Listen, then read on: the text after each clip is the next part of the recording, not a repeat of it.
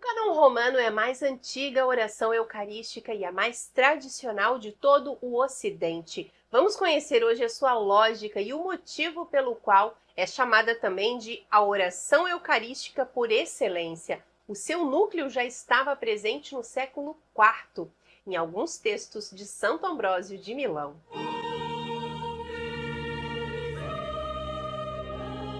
Olá, salve Maria! Acontece que o cânon romano possui uma estrutura diferente das demais orações eucarísticas, chamadas também de alexandrinas, e isso cria uma confusão quando ela é escolhida. No entanto, essa oração deveria ser privilegiada porque é, sem sombra de dúvida, a oração eucarística por excelência. O cânon romano é formado por dois blocos de orações, a consagração no centro e mais dois blocos. Esses blocos formam como que asas, aproximando-se e afastando-se do núcleo que é a consagração. Ele começa com a vós, Pai Clementíssimo, por Jesus Cristo, vosso Filho e Senhor nosso, humildemente rogamos e pedimos que aceiteis e abençoais estes dons, estas dádivas, este santo sacrifício ilibado. E em seguida, as intercessões. A primeira é pela Igreja, como um todo, recordando o Papa, o bispo local e todos os bispos que cultivam a fé católica e apostólica. Essa intercessão acontece porque não é possível rezar sem que se esteja em comunhão com a Igreja visível. E na sequência vem o chamado comunicantes, que mostra a comunhão com todos os santos, com o reino dos céus. A função desse momento é colocar a Assembleia em comunhão com a Igreja invisível. E esse momento é seguido pelo recebei, ó Pai, com bondade, a oferenda de vossos servos e de toda a vossa família. Dai-nos sempre a vossa paz, livrai-nos da condenação eterna e acolhei-nos entre os vossos eleitos. Dignai-vos, ó Pai, aceitar e santificar essas oferendas, a fim de que se tornem para nós o corpo e o sangue de Jesus Cristo, vosso Filho e Senhor nosso. E na sequência, a consagração propriamente dita, em que o padre repete as palavras. Na noite em que ia ser entregue, ele tomou o pão em suas mãos, elevou os olhos a vós, o Pai, deu graças e o partiu e deu a seus discípulos, dizendo: tomai todos e comei. Isso é o meu corpo que será entregue por vós. E do mesmo modo, ao fim da ceia, ele tomou o cálice em suas mãos, deu graças novamente e o deu a seus discípulos, dizendo: tomai todos e bebei. Este é o cálice do meu sangue, o sangue da nova e eterna aliança, que será derramado por vós e por todos para a remissão dos pecados. Fazei isto em memória de mim. Após a narrativa da instituição da Eucaristia, vem a recordação, chamada também de anamnese, celebrando, pois, a memória da paixão do vosso Filho, da sua ressurreição dentre os mortos e gloriosa ascensão aos céus, nós, vossos servos e também vosso povo santo, vos oferecemos, ó Pai, dentre os bens que nos destes, o sacrifício perfeito e santo, pão da vida eterna e cálice da salvação. Suplicantes vos rogamos, ó Deus onipotente, que pelas mãos de vosso santo anjo mandeis levar essas oferendas ao vosso altar sublime, à presença de vossa divina majestade, para que todos os que, participando deste altar, recebermos o sacrossanto corpo e sangue de vosso Filho, sejamos repletos de toda a bênção celeste e da graça, pelo mesmo Jesus Cristo, nosso Senhor. Amém. E aí agora se iniciam os dois últimos painéis, digamos assim, sendo o primeiro a oração pelos mortos e em seguida a oração pelos ministros. E fala assim: lembrai-vos também, Senhor, de vossos servos e servas, que nos precederam, marcados com o sinal da fé, e agora descansam no sono da paz. A este Senhor e a todos os mais que repousam em Jesus Cristo, nós vos pedimos, concedei o lugar do descanso, da luz e da paz.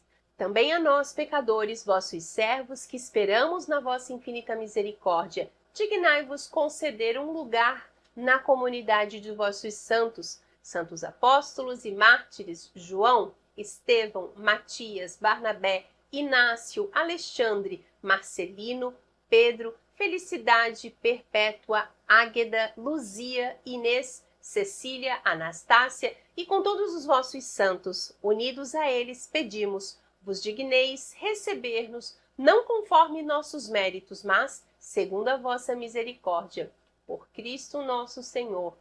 E o que se vê é que existe um paralelo entre os momentos pré e pós-consagração, porque se começa intercedendo pelo Papa e pelos bispos e se encerra pedindo pelos padres.